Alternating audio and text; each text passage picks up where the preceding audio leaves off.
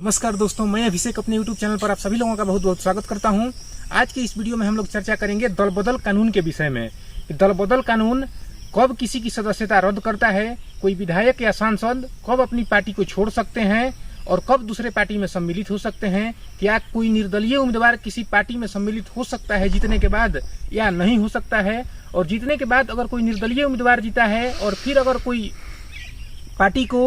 वो अपना लिया है तो क्या फिर जब वो पार्टी को छोड़ेगा या पार्टी से इस्तीफा देगा तो उसकी सदस्यता चली जाएगी। इन तमाम बिंदुओं पर हम लोग इस वीडियो में चर्चा करने वाले हैं, तो आप लोग अंतिम तक इस वीडियो में बने रहें। वीडियो बहुत ही उपयोगी है। तो दोस्तों, सबसे पहले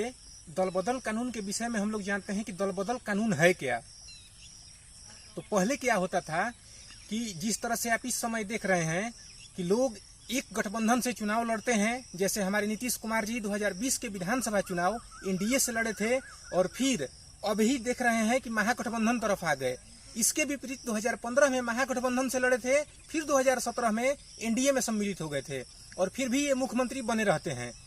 तो इसी तरह से पहले क्या होता था कि कोई विधायक या सांसद किसी पार्टी से चुनाव लड़ता था और फिर जब दूसरे पार्टी वाले इसको प्रलोभन दे देते थे अपनी सरकार बनाने के लिए, लालच देते थे, मतलब पैसा से इनको खरीद लेते थे,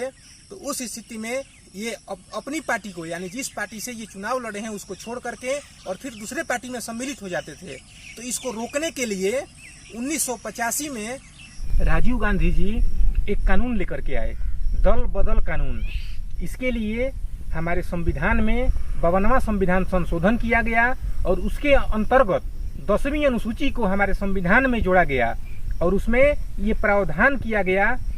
कि शर्त एक उसमें रखा गया कि अगर कोई व्यक्ति किसी पार्टी से चुनाव लड़ता है और जीतने के बाद अगर उस पार्टी का परित्याग करता है या उस पार्टी द्वारा निष्कासित कर दिया जाता है तो उसकी सदस्यता समाप्त हो जाएगी। नंबर 2,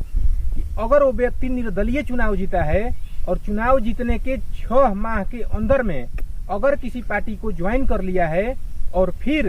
कुछ दिनों के बाद अगर किसी दूसरे दल में या दूसरे पार्टी में सम्मिलित हो जाता है तो उस स्थिति में भी इसकी सदस्यता रद्द कर दी जाएगी। वर्तमान परिदृश्य को देखते हुए पुनः इसमें संशोधन की आवश्यकता है। जैसे पहला चीज हो गया कि अगर किसी पार्टी से वो चुनाव लड़ते हैं और फिर उस पार्टी को त्यागते हैं या उस पार्टी से छोड़ करके दूसरे पार्टी में अगर ये सम्मिलित होते हैं तो इनकी सदस्यता चली जाती है। तो इस समय क्या हो रहा है कि अगर दूसरे पार्टी वाला अगर बड़ा दल है और उसका 1 से 2 विधायक कम हो रहे हैं सरकार बनाने में, तो वे क्या करता है कि किसी विधायक को अपने संपर्क में ला करके और फिर इस्तीफा दिलवा करके,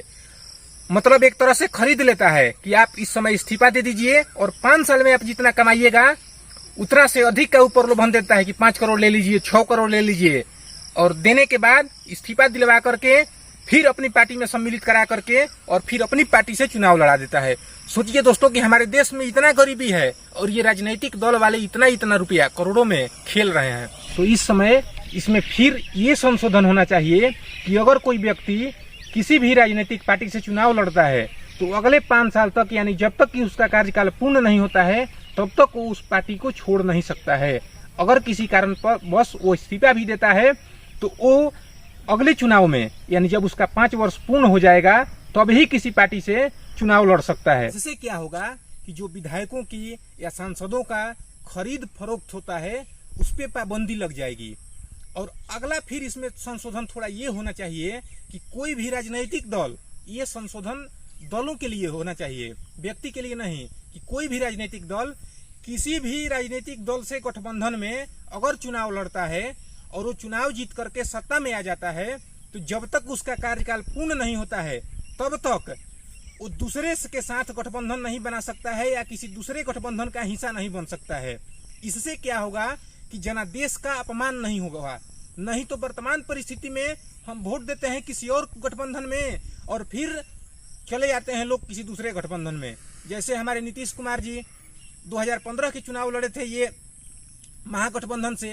फिर 2017 में चले गए एनडीए में, फिर 2020 में लड़े एनडीए से, फिर 2022 में चले आए महागठबंधन में। तो इससे जनादेश का अपमान होता है और इसके साथ साथ बीच में जो कार्य करने का समय होता है ये भी बर्बाद होता है। इसमें भी ये लोग मंत्रिमंडल विस्तार, तो फिर से शपथ, तो फिर अपना